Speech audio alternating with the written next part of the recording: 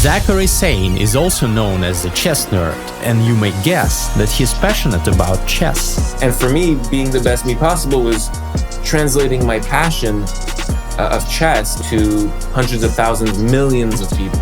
Zach launched his chess content back in 2018 and for years struggled to gain big audience. I guess was stubborn because I never really quit. I streamed 150 days in a row this year. Having attracted a big audience, Zach realized that now he can concentrate on his dream of taking his chess to the next level. He has shared some insights on how he's gained 300 rating points on chess.com this year. So then there's two dimensions that I really just work on a ton. And it's and the Do not miss our crazy blitz game at the end. Okay. This is some risky stuff.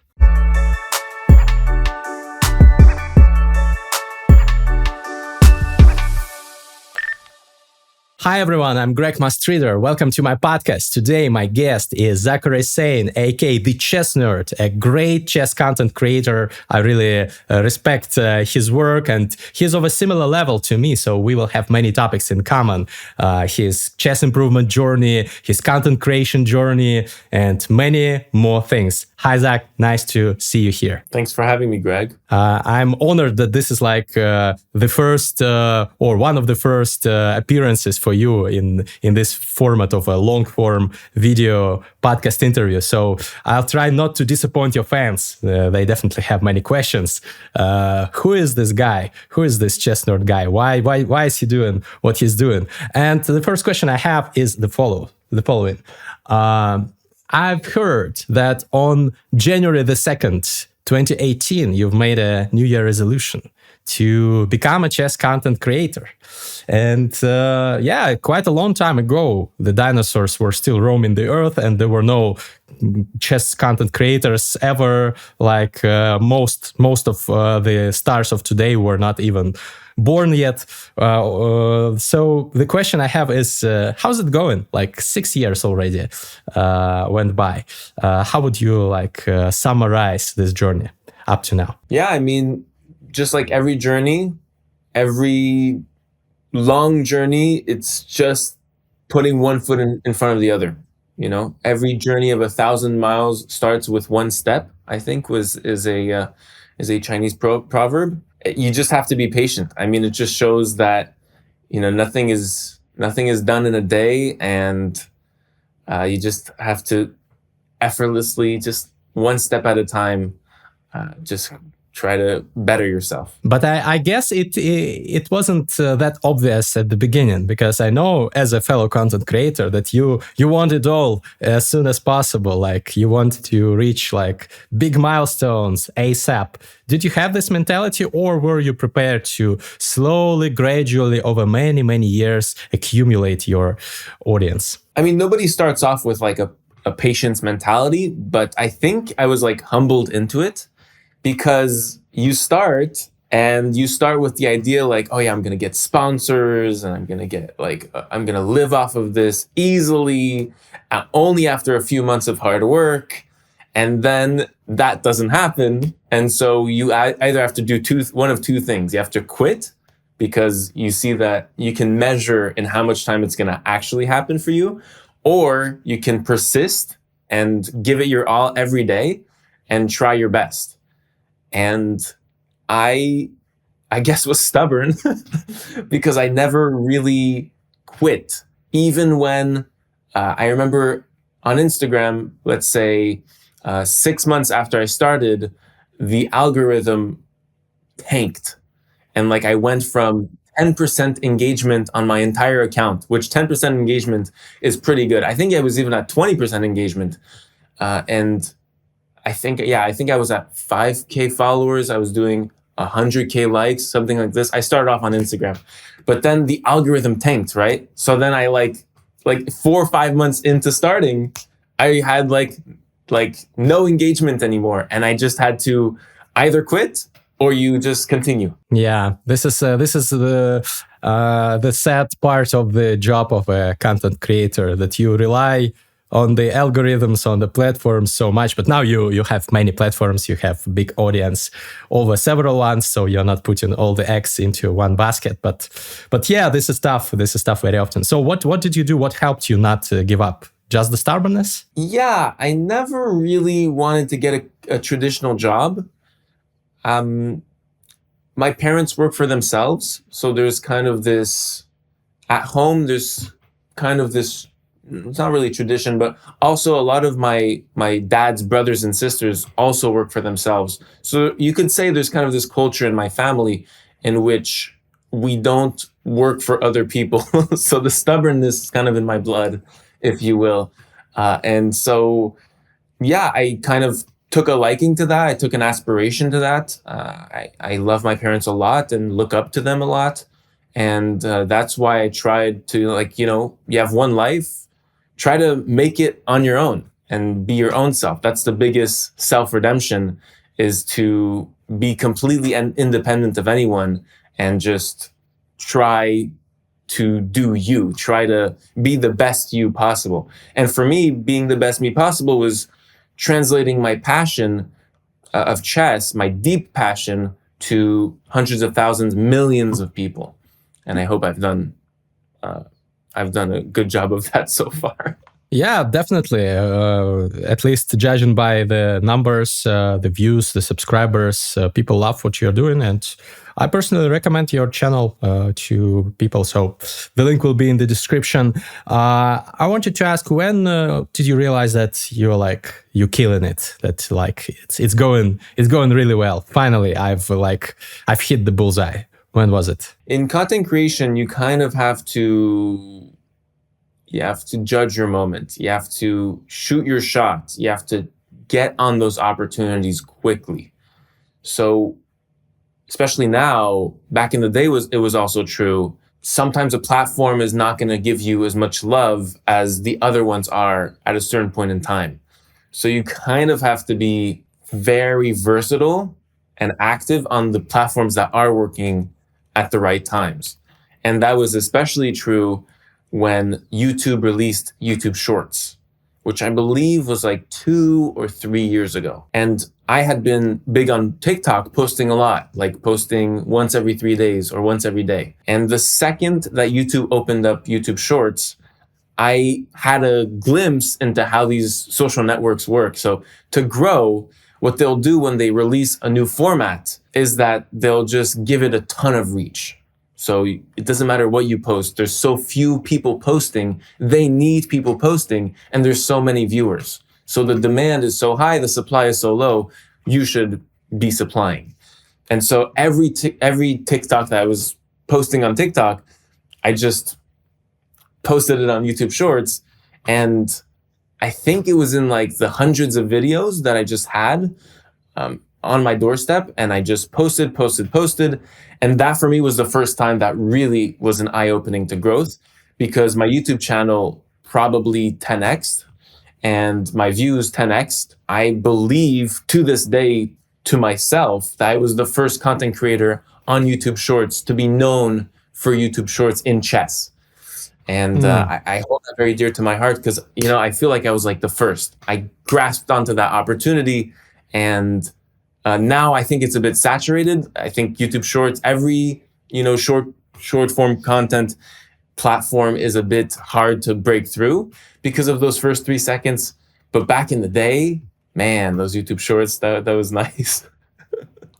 Yeah, I always, upon hearing such stories, I regret not jumping in earlier. I used to have my, and I still do my some channels, including YouTube channels in Russian, but still I was not the early adopter of YouTube Shorts, and that could have given me a better boost. And later on, I think many chess creators attribute their growth also to the short form content. Like Levi, he said that once he started posting shorts, his channel made an extra million subscribers within like a couple of months. So definitely that was not the only factor, but one of the decisive ones. So yeah. Definitely. I think Levi is one of the, I would say 3 or 4 creators on YouTube right now that is doing extremely well on shorts in chess, of course. And it's really rewarding to see, because my online content of like me playing a blitz game and having a surprising moment stopped working, and it stopped working for everyone in the industry when this IRL content started to be pushing out. And somehow he's just like, you can see details in his clips where it's so fascinating to see. He can pull the viewer in from a very large topic into a very condensed, niche story. It's very interesting to see how he does that. Yeah, Levy is definitely, at least for me, the goat of chess content creation. He really is an ideal man for the job, in my opinion. So yeah, this is a well-deserved success. Are you obsessed about content creation as many people who are successful in this niche are? For example, Mr. Beast or probably Levi Gotham Chess. They're like studying the algorithm all the time, looking for like ideal formats for thumbnails, for videos. These guys, they're like geeks who study in the huge library of YouTube algorithm hacking, growth hacking, stuff like this. So are you among those people, or what's your approach to all this? Yeah, it's an interesting question. I would say I was less serious about it. It comes and goes.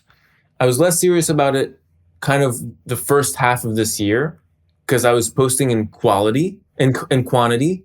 But recently I've changed it to quality and less quantity. And when you're posting more quality, you have, 4 YouTube videos a month. They all have to be bangers, and they all have to meet a certain quota to do well. You can't just not study, post a YouTube video, and hope. Hope is the worst thing in content creation. Hope is a good thing when you have a lot of things to post, when you have quantity.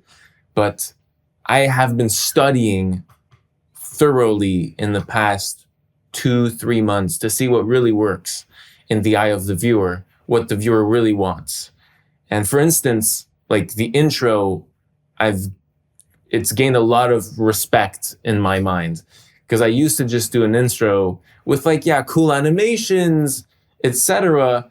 But I wouldn't, let's say, hype the viewer for the next part of the video, or I wouldn't give nice B-roll detailing the viewer what they're about to watch, which is a game changer now. Because when you think of it, if you're a viewer and you click on a 30-minute video, the intro better hype you up and make you want to watch the 30-minute video, and not just, because we all skip YouTube videos. We all hit that forward button plus 10 seconds. We all do it. But what will make you do it less? Or what will make you not do it at all?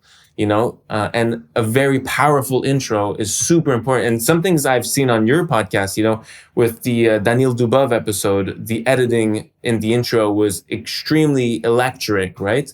And it kept the reader retains not only for the first minute, which is great because the highest click off is in the first minute, but also I knew what I was going to watch in that episode. I knew what I was getting. So for the hour and 25 minutes that preceded, I was like ready. I was pumped up to watch it. Yeah, thanks. I appreciate that you that you notice as a professional these things. So you started learning more. What exactly? Like, do you just watch a ton of YouTube videos that perform well? Do you do any courses or read any books? I don't know if there are any on these topics. Yeah, I don't know either. I just go about it by ear. I've never been such a conformist to the method of learning with school. Someone showed me actually at dinner the STEPS method, which is the way that they learn and grow at chess in the Netherlands. So they have kind of these booklets with tons of exercises, and it's very it's exactly like a school. You do your homework basically, and then you write down your solution, and then you get your homework corrected. I've never been the type to learn like that. That's not even how I learned chess at all. I didn't even know about the STEPS method. Which is funny because it's a pretty well-known method. But anyways, to digress, in content creation, I've been kind of intuitive, and that's how I love to learn. And I would say I watch kind of YouTube videos for their intros. I analyze, I notice details when I'm watching a YouTube video on my own, let's say. But also it's a lot of trial and error, and which I love because you get Mhm. to fail, you get a lesson out of it, you get to learn from the lesson, and then you get to execute something new. I've also been trying very hard with thumbnails. So I'm trying like sometimes 3, 4, 5 thumbnails per video if I see that a thumbnail has a low click-through rate. Same for titles. I'm editing my title 1, 2 days after upload because sometimes if your video does a little bit better than your channel average, what YouTube will say is that, oh, okay, maybe a little bit more people like this. So it will kind of boost your video in like the days 3, 4, 5. And that's where you Mhm. can actually grow really exponentially and get a lot of views that you wouldn't have had normally. Yeah, it's very important. Many people who are not content creators don't understand this because, yeah, they shouldn't. They don't spend many dozens, hundreds of hours obsessing over such topics. But it's a very hard job. You have to consider very many things, very many factors to make your video or other piece of content work, make it be liked by the algorithm of this or that social platform. So experimenting, trying out things, failing is very, very important. Was this a deliberate choice on your part to prioritize quantity over quality of videos over the past couple of months? Because I've noticed that you used to post, for example, recaps of every game you played in an OTB tournament, and you have been playing a bunch recently. We will talk about that as well a bit later. So I've noticed that you've stopped doing that. Is it because you decided that YouTube doesn't like it if you post too often, or did you just get overwhelmed? Couple things. Yeah, it's very interesting. I got overwhelmed because I think I'm at recap 85. So it's a lot of recaps. I mean, Levy just started his thing and I wish him farewell, but it's extremely difficult to post. You know, when you get to the 50s, you're like, wow, like I have to. And it doesn't become, it went kind of from like, I really want to like, oh, I have to show this painful loss. And I think actually Anna Kramling, when we spoke, told me this. She went like, "Yeah, I don't post my every single one of my tournament games anymore as recaps because I just don't want to." And it made me really think, and I really gravitated. I changed because if you don't want to post like a terrible, embarrassing loss, you're not going to be passionate about it, and viewers are going to know, and it's just not going to be content that you want to put out. And my why when I started YouTube is like, I want to put out content even if I'm not being paid for the first 3, 4 years, to just share my passion. And if you're not Mhm. passionate about the topic you're doing, it's game over from the get-go. So I would say that. Also, interest waned. So I saw like my recaps doing like 15K to 25K at the most, and then it went down to like 10K or less views. I'm talking about. And for me, there was less motivation to do it because interest was lesser. So I decided to only post a recap when I really have a good game or I'm really passionate about the chess game that I played. And I think that makes it more fun for the viewer. Like that I can choose my content more, and the content doesn't choose me. For example, if I recap every tournament of my next tournament and it's all bad, well then like I'm kind of cooked because like I have no other option than to post like these terrible moves and explain why I failed so much, which obviously nobody really wants to do. Yeah, this is like a self-perpetuating vicious circle, and I know that some chess content creators struggle because of this. So, do you have any like content plan that you of content that you are going to upload, for example, this month, next month, or do you play it by ear? How do you do this? I play it by memory. So I just came back from August and September, which were my months where I traveled the most. First of all, I traveled with my buddy I am Kostya Kavutsky, who would be a great host on this podcast, by the way. He's very interesting. Shout out! He was on once, so He was. I linked the episode in the description. Yeah, several months ago. You should check it out. Yeah, that's my boy. He's really nice. And we traveled to a few tournaments in August, and then we ended in Budapest for the Olympiad. Mm-hmm. And it was such a nice experience, but most of all, I recorded so much content, it was easy to forget what I recorded. Just the other day, I was looking through my files, and we visited a chess club in Rome before our tournament, and I have like an hour and a half of footage from that with tons of games, very interesting games that I forgot about. That's what I forgot. Imagine what I remember. So like I routinely, a huge part of my day is always planning. I make a plan of the next day, what I'm going to do the day prior. So like at night or in the middle of the day. And I also, what I love to do is just journal my ideas, plan out, map out what I'm going to post next. And I feel like it's just repetitive memory kind of when I just like write down, okay, I have to do this today. And if I don't do it, okay, then I have to do this next. And so, yeah, it's always important that for me to have like a macro perspective of what I'm going to post. It's also important for me to not forget what I have, in my files, because I have some very, very juicy content. But overall, like in the next few months, it's going to be just insane quality. Right now in the pipeline, I have like 3 or 4, what I would say like bangers, like can't miss. And if they do miss, it's the worst feeling. I'm sure you have some experience with that. Every YouTuber has this experience where you have an absolute masterpiece, you upload it and it does just way less than you thought it would. And you're just like, it's a terrible feeling. But anyways, yes, my focus on quality has just made the videos I'm producing super high quality, and just the time is doubled or tripled in every single video. Yeah, I get it. So I'm also considering now maybe changing my approach to recaps, because I do podcasts, I do some other videos on the news going on in the chess world, and people love them. And the recaps do not gain as many views for obvious reasons. Yes, because not many people want to watch recaps of a game by a 2000-ish rated player in a random tournament. Also 2000. So, well, I'm depending on the format, but I'm 1900 something OTB in classical currently.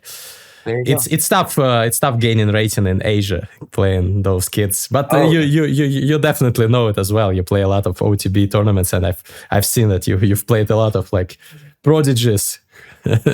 So it's always. Yeah, a friend of mine actually played in Dubai, and Dubai is such an interesting place geographically because it's at the center of the world. He was just telling me how he got the kids coming in from India, the kids coming in from China, the kids coming in from kind of like the Middle East and kind of Western Asia, so kind of like Kazakhstan, Uzbekistan, Tajikistan, all super underrated.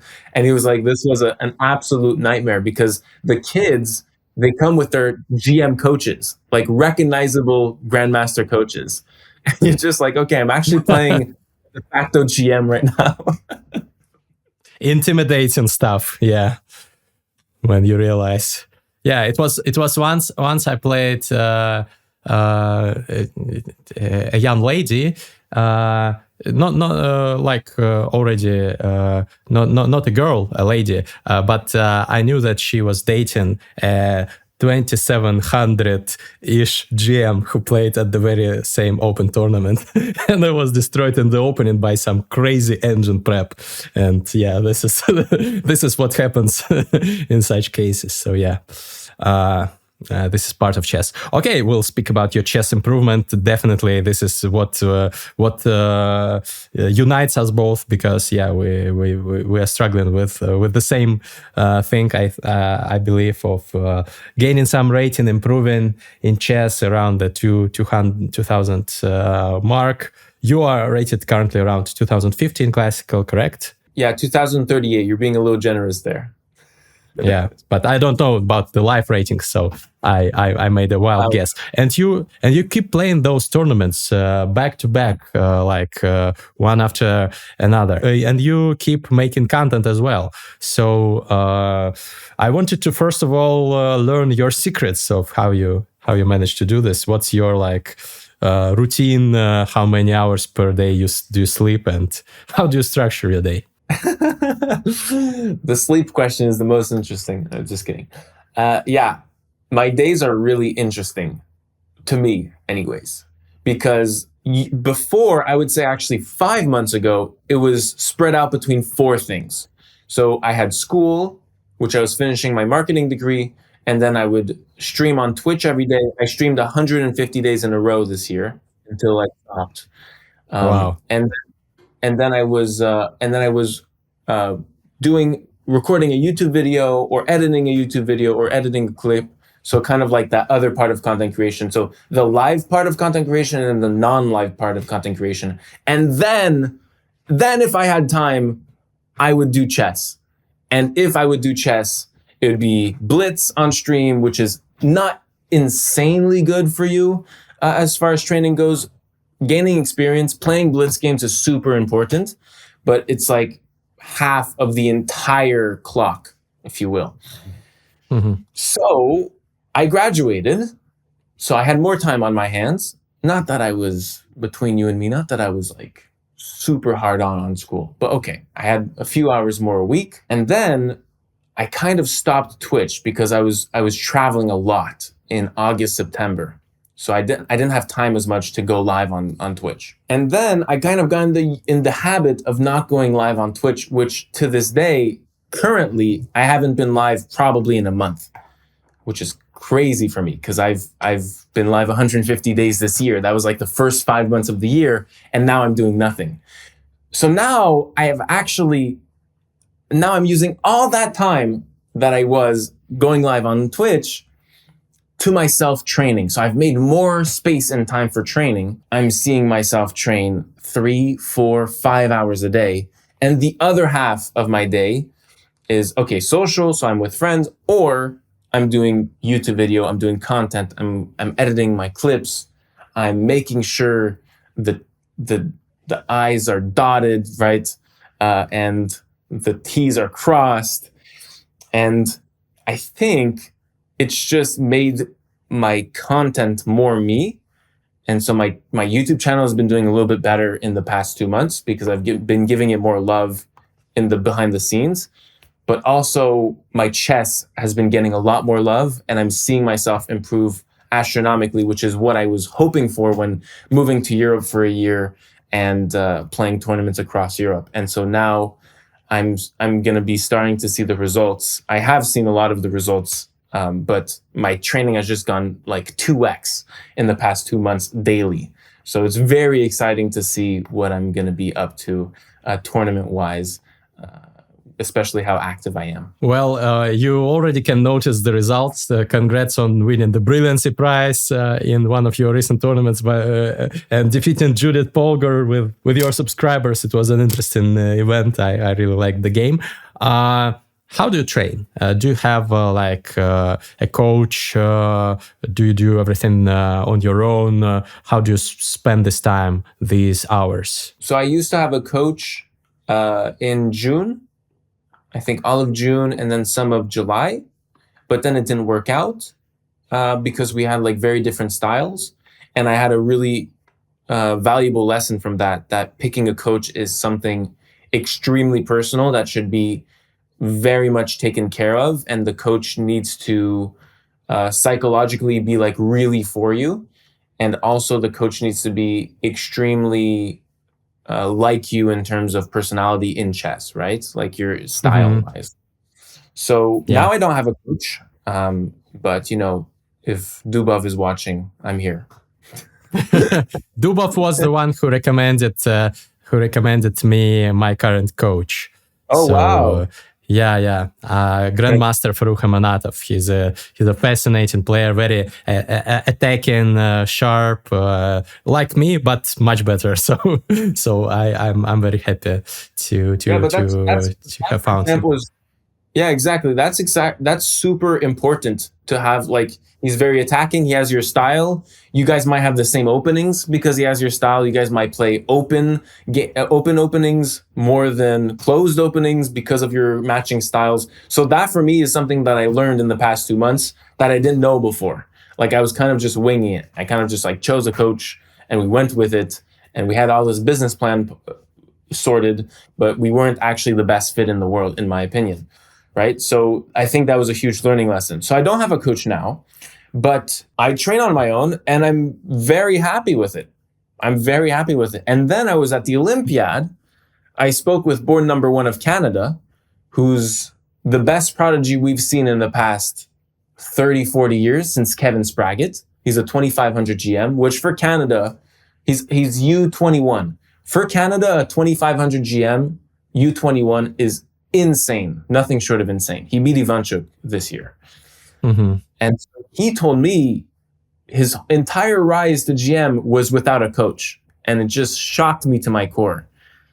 It was like such an eye-opening moment. You can do it on your own, right? Because what does the coach do for you? He navigates you. He gives you a direction, right? But if you already find out that direction on your own and you train consistently well and you persist and you have all the things that the coach actually doesn't provide to you, right? The coach is there 1 hour a week, right? For most of us, and just tells you, okay, these are the positions, or tells you focus on this, or tells you this is your weakness. It's good. It's a direction. But if you're self-aware enough to have that already, you can train on your own effortlessly and just be strong without a coach. And I've taken actually a liking to not have a coach, because a coach can also be, I mean, you're kind of trusting someone with like all of what they know. And sometimes that's not even enough. For example, my coach, he's a very strong IM. My ex-coach, he was a very strong IM from Germany. And he has a ton of great knowledge. But unfortunately, we didn't have matching openings. So I played E4 and I played aggressive type openings, and he was extremely positional, like a Ragozin player and stuff like this. And so he would give me advice on openings he never played before with both colors. So he never saw them over the board, and it was less than great advice. And then I confirmed it with other IMs who did play those openings, and they were like, "That's not true." And so sometimes a coach can actually misguide you, even though their level is so high. Like, don't get me wrong. He's like a very strong 2400 IM. But like after the fact, some of the advice was actually not as appropriate than I would have liked it to be. So yeah, a coach is something very sensitive. And I feel like these days it's kind of normalized to just pick the highest rated coach and just like go with that.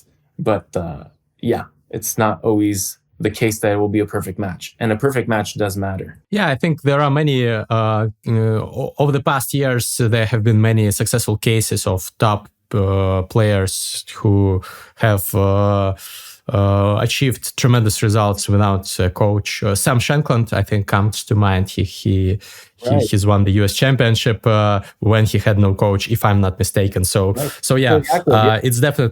It's definitely possible. How do you spend the time then with your self-studying? What percentage is like puzzle solving? What percentage is studying openings, end games, etc.? What I do is kind of a mix of what GMs have told me to do.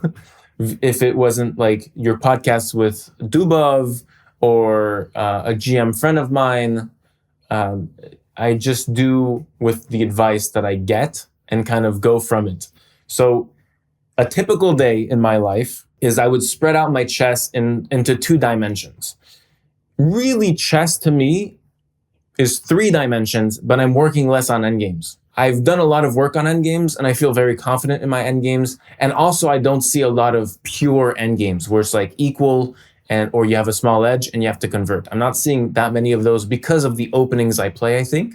They just allow less equal endgame and they have more unbalanced middle game. And when you do have that, you have to be conscious of that and then just like study less endgames because you're going to see them less. which statistically I do actually, looking back on my 100 plus games that I've played this year.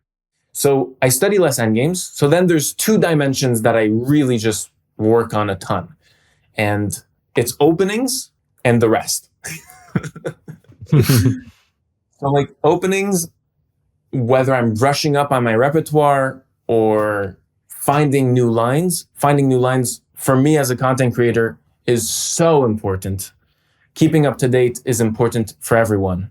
But for me, finding new lines is the most important.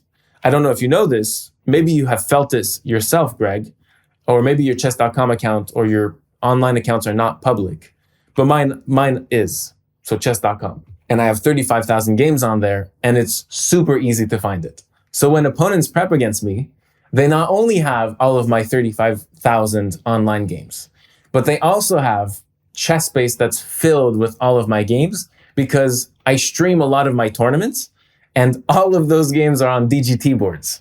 So there's not very often where I have a game that is, I would call it incognito, in which like it's not going to show up on the database next month.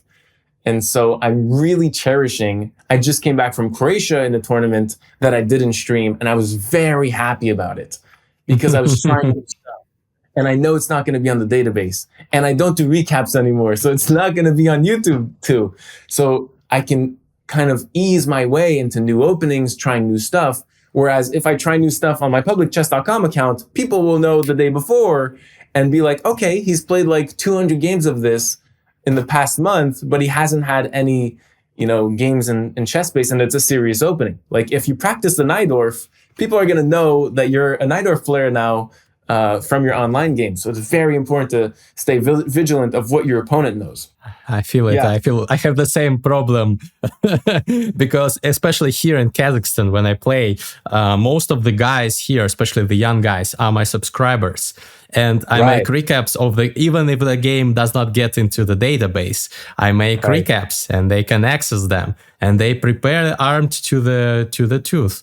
I have to experiment. I have to play garbage openings sometimes to get them out of prep. This is very hard. Yeah, actually, I played a subscriber of mine. Where was that? In Italy, in Sardinia. And he literally told me after the game when we were analyzing, he goes, yeah, you said in one of your recaps that you play the openings OTB, that you do play online as well. So I looked at your online games for this specific opening and just prepared against all of your online games and was completely ready in 30 minutes. Thank God that I tried something in the opening. I tried a new line. But like if I hadn't, he spot on, I think it was between like a classical French, so like going into a winnower, or like an advance, and I play advance online. Mm-hmm. And so he only prepped advance. He actually didn't prep what I play OTB, which is crazy. He was actually wrong, but he was actually right in the surprise that I played for him. The best part is, we're doing it right now, but when I see fellow content creators, like last month in Budapest, when I was meeting up with a lot of the players who are also content creators, I always love, relating to them in that sense, because we know how each other feels, and we know that it's harder for us because there's so much more information on us. Yeah, I'm thinking of setting up an anonymous account on chess.com because, also, I don't know how many thousands of games I have on chess.com, but many. And all my old openings are accessible, unfortunately. So I have to try new ones and try them anonymously. Thanks for sharing. So you've played 100 games over this year. Wow, this is crazy. And you have spent a lot of time working on openings, and you said the rest of that is what in particular would you single out? So right now I'm working between 3 books. It's really case by case, day by day. I like to focus on the weaknesses that are apparent in a tournament. So for example, in Italy, my last, like a few tournaments ago, like a month ago in early September, I was getting good positions and just completely failing with like a 1-move blunder, which hasn't happened this year in a tournament. But in that tournament, I had like 3 great positions in which I got swindled. And one of them was +4 against a grandmaster. I lost +4 against a grandmaster, which was terrible. Like I did a positional rook sack. It was beautiful. Thinking of the recap in my head, unwinding how I would start. If you're a content creator, you can relate.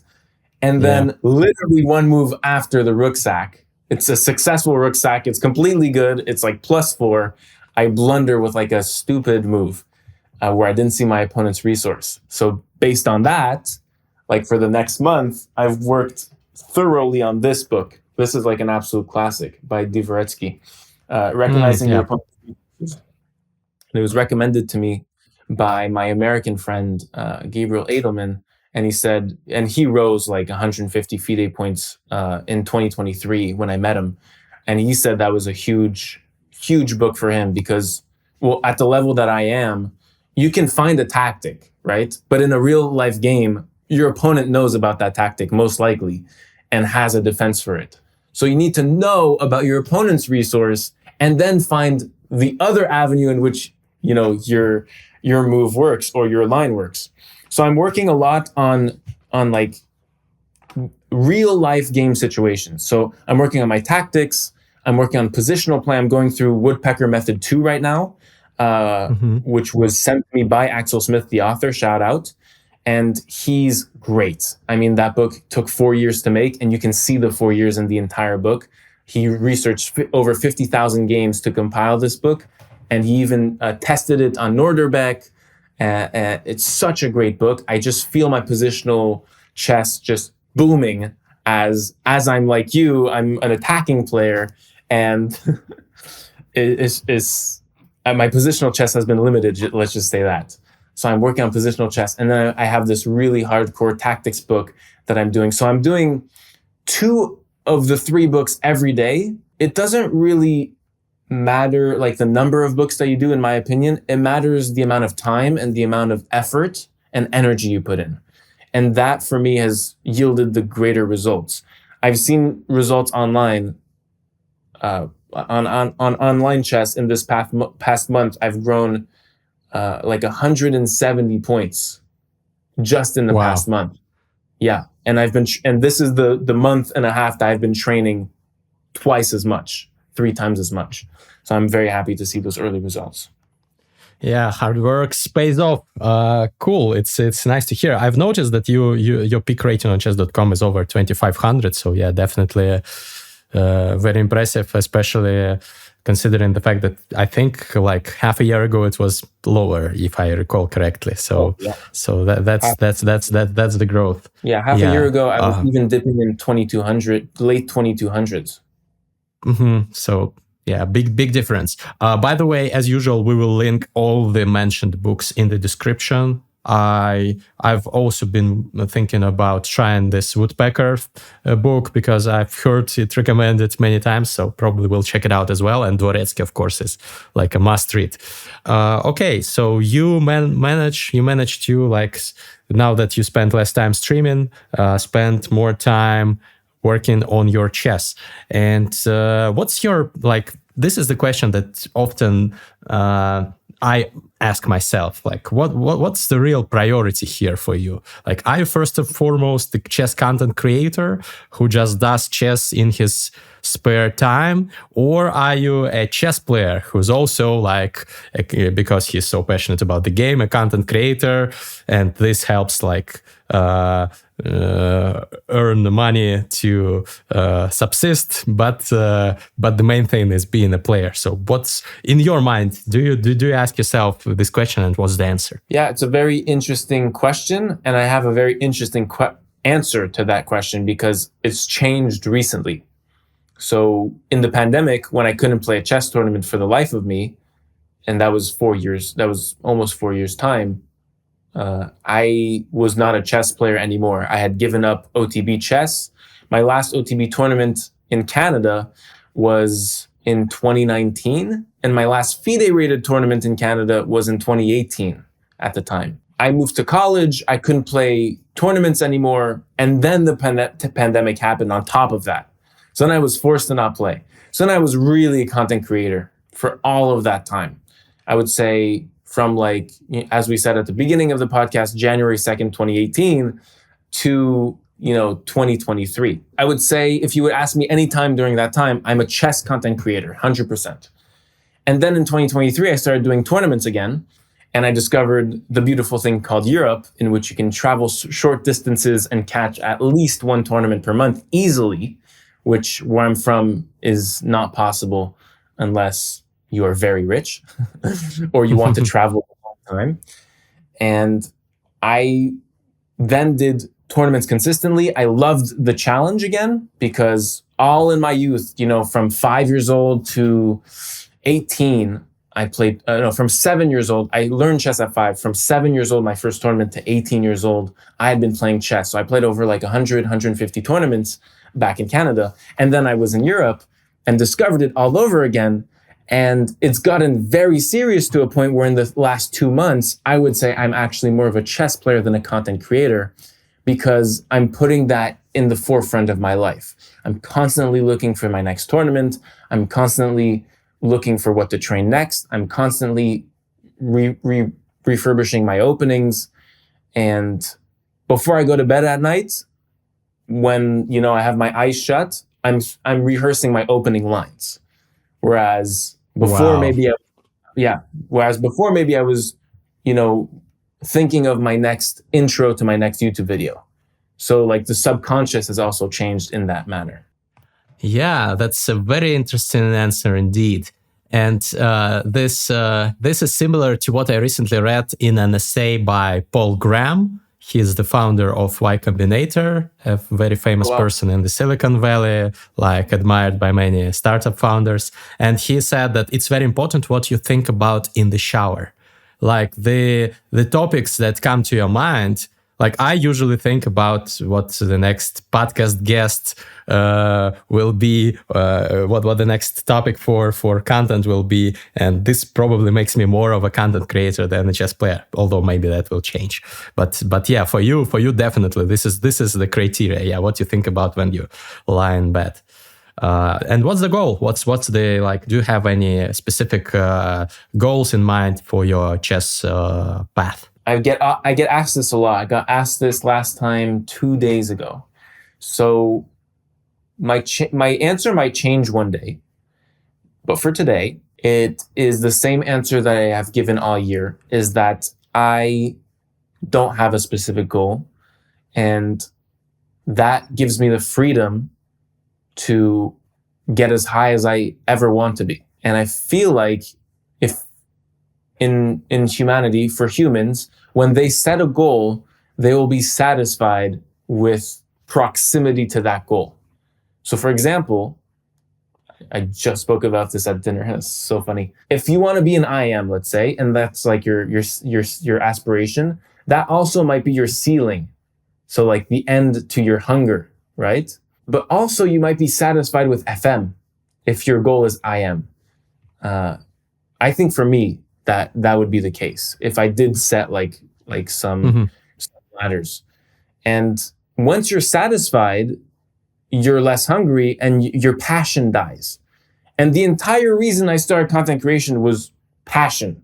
I mean, you're not on YouTube 3 years and then get monetized after 3.5 years if you're not extremely passionate about the topic that you talk about. So for me, it's really a case of being free, letting myself grow as much as possible, and not putting a ceiling on top of what my achievements can be. I just feel like with the consistent hard work, I can achieve whatever I put my mind to. And that just makes the goal everlasting and super limitless, which is something I appreciate. Cool. This is an inspiring talk, and it's great that you have no like limitations in your mind. And how do you approach your content creation stuff then? Is it like side hustle if you are a full-time chess player, or what is it? No, I do content creation full-time, but I would just say that I do it to fuel the chess tournaments and fuel, my travels and stuff like this. So for example, when I was 12, I asked my mom what should I become? A chess player or a football soccer player? And my mom laughed at the question because realistically, my chances of being a professional soccer or football player or the chances of being a professional chess player are 0 to none. Nobody makes it, right? So my mom like just said whatever you want and was kind of joking. And so fast forward like 3-4 more years, I'm like 18 and I decided I wanted to do chess because football is very difficult. Even though I was tall, football is very, very difficult to be a professional football player. So I decided it was chess. And so I had 2 routes, right? Either in chess, you're a professional player if you can reach like, what would you say, Greg? Like the top 100, like 26 without being a coach, like just like 2650. For a good level of life in a Western country, you have to be at least top 50 in the world. Better top 30. So the chances... That's what the top GMs tell me on the podcast. So, no, I totally agree. So I was going to be even more generous than that. So like, so 27, 15 plus to be like comfortable life in the Western world. So that is like when you see your chances, you know, there's 800 million chess players. Okay, I'm in the top 0.01%, but that's still not enough because the top 30 in the world is like 0.00001%, which is like a few more zeros. And those few more zeros are so much harder to get. So there's either that route in which like I have no life and I do training every day for like 6 years and I play tournaments consistently. Tournaments cost money, travel costs money. I would be in debt, right? And I indebt myself for the chance to be top 30. It's kind of like shooting for the moon, but your rocket isn't made by Elon Musk. So it's like, who am I trusting here? So then there's the other option that's more like common sense is like, okay, there's this thing where influencers are popping up on Instagram and they're accumulating millions of followers and they're living comfortable, rich lives. And I haven't seen anyone do this on Instagram yet. And so why don't I start? And that was like January 2nd, 2018, in which like chess was, I can't stress this more. Chess was 0 in 2018. Like Hikaru had like 2,000 followers, which today is like only a fraction of what he has, right? Levon had maybe 1,000, maybe under 1,000 followers. It was criminal, right? Like way under what they deserve and way under their fame. So I saw that it was kind of an underdeveloped industry, both in the already professionals that had Instagram accounts and also the professionals who are going to become content creators. So I started from there and there was no like reels back in the time. So it was really a photo-based social application. So I started my journey by just taking pictures of my chessboard in the positions of the Zurich International Chess Tournament in 1953. So I would go through 1 game a day and then show the most interesting positions from every game. And that's like one of the biggest tournaments of all time. It's also one of the most famous and one of the best tournaments of all time. So there's 225 games to that tournament. It's extremely massive. Like 225 games is crazy. So I think I stopped at like a game 185. I have like, 40, 35 games to go. And that's where I started. That's like how I told myself, okay, I will do content creation to make the money, to become famous and then attract sponsors, to make the money, to fuel the chess tournament costs, and to do the training for chess, because it will be like a part-time thing. And so now I'm actually seeing it come to life as I'm dedicating more to chess. I can travel because of the content creation, and I'm doing less content creation on Twitch, let's say, to fuel more of my chess. So kind of my plan from 2018 has panned out, and here we are today. Yeah, it's great to hear. Congrats. I'm sure that you've inspired many chess players watching this to take up content creation. By the way, the tournament that you mentioned, you definitely read the book by Bronstein on it, right? I really recommend it. So we'll link it. We'll link it in the description. One of the best chess books ever written, definitely. Yes. And I recently bought Najdorf's copy, which is extremely hard to get, of the same tournament. I don't think it's ever happened that two people partaking in a tournament wrote a book about the tournament they played in. It's quite something. Wow. Yeah, I didn't know that there is also Neither's book. Cool. So to top it off, at the end of the podcast, we have a tradition of playing a game. Since usually my guests are top GMs, they give me time odds, but I think it would be okay if we play just a normal Blitz game without any odds. Although you are higher rated than me in Blitz, so probably I'm the underdog in this one. Let's do it. Okay, let's go. Okay, best of luck. Let's see. You too. Let's see what you play against the French. You said to play the advance or knight c3. Okay. You were probably grinning when I said I play the French. When I said I played against the French, it's very funny. Yeah, because I'm a French player, but yeah, I need to broaden my repertoire definitely. Okay.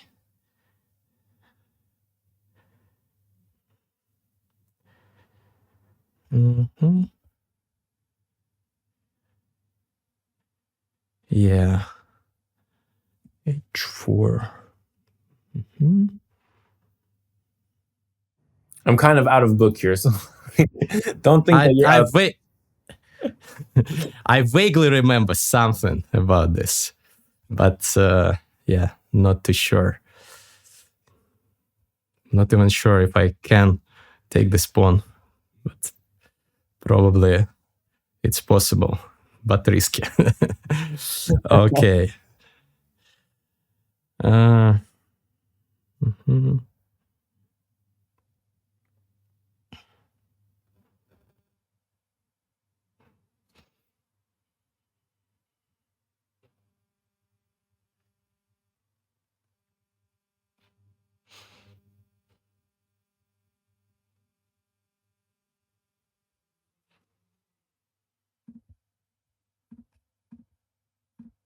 Okay. Crazy position. Extremely crazy.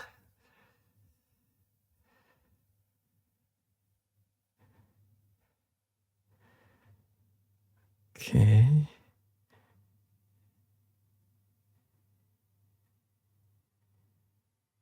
Don't know what's going on.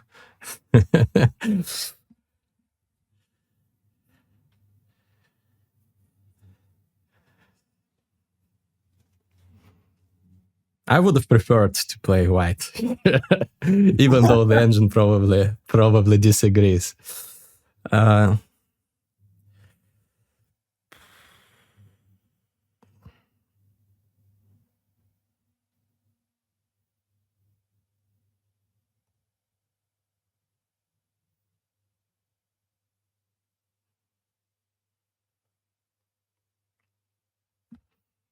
Okay. This is some risky stuff.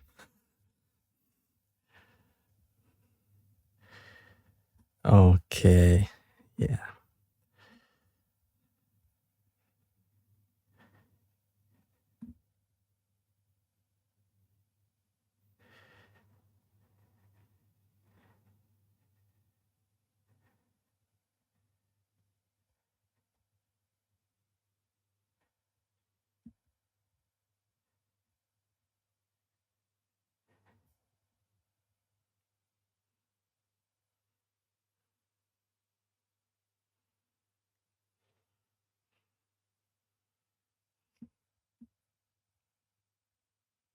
Mm-hmm.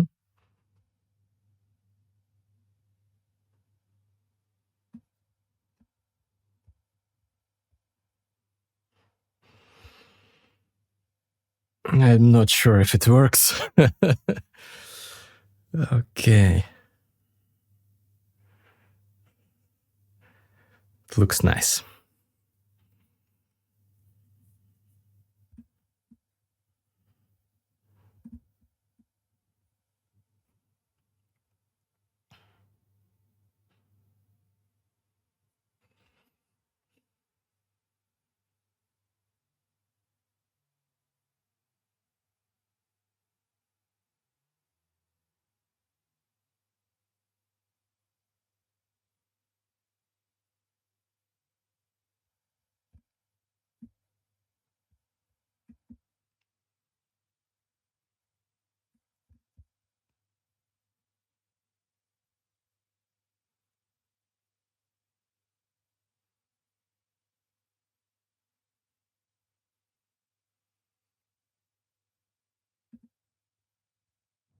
Just down a piece on.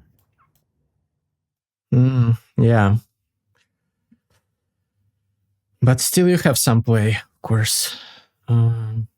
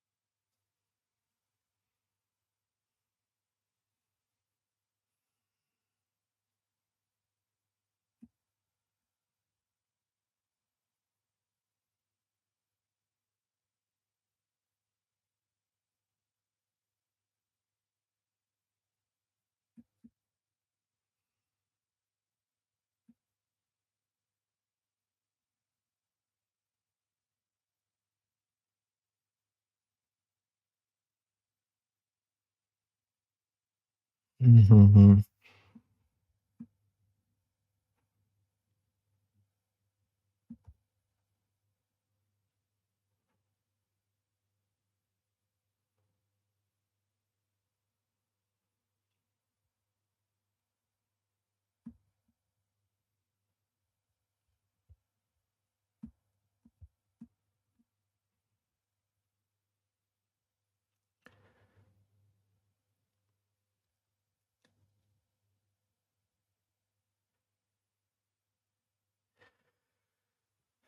Now I have not to spoil it,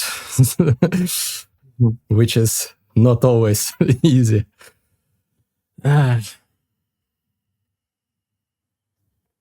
No, I think you got this.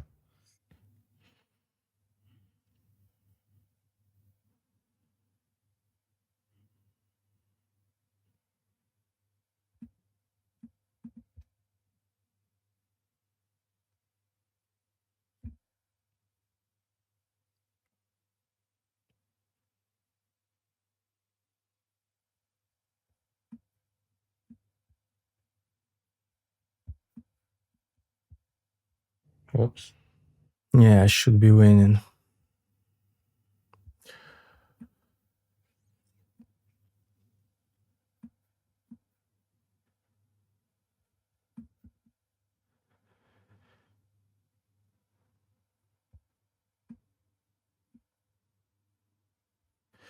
Even though, of course, it's not over yet.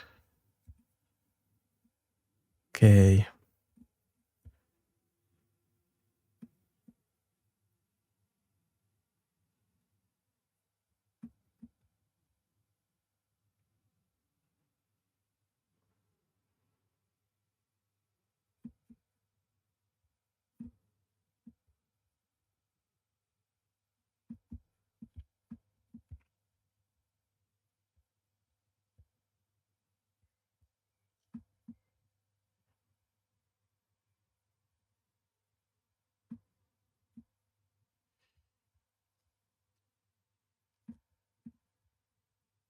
Oh. Well done. Well, this should be winning.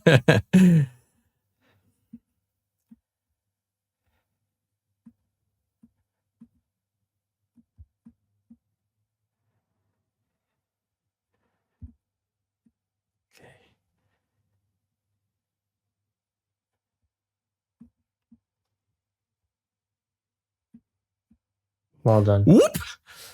But not very good technique by me.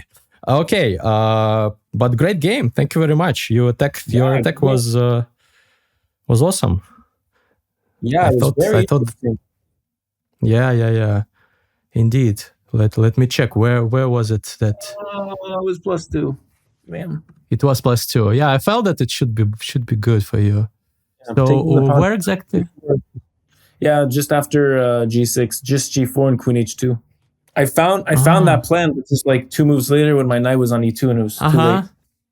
Yeah, I thought actually that you are going to do it, and I didn't know what to do. I thought that I'll just pray, but yeah, after this, you somehow King G7, F5. Yeah, I know it's bad to take the pawn on H4.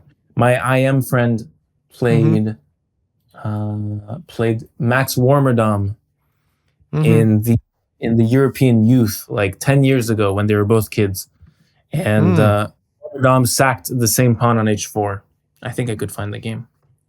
I remember also that I've heard that it's very dangerous, but I didn't remember if it's that very exact position. Yeah, great line. Thanks. Sometime I think it will be great if we can play some blitz match or something, if you're up for it, to make some content. So guys, if you want it, please write it in the comments, and we can make it happen. We can stream it. We can make some content out of this. And please do not forget to subscribe to Zach, because his chess journey is just, it's not just beginning. Of course, he's already a strong player, but there is much more to come, both chess-wise and content-wise, I'm sure. So I will be following it closely. Thank you very much for your insights and for your time today. Guys, don't forget to subscribe, hit the like button, write a comment if you like the podcast, if you want the Blitz match, and stay tuned for the next episodes. See you in the next one.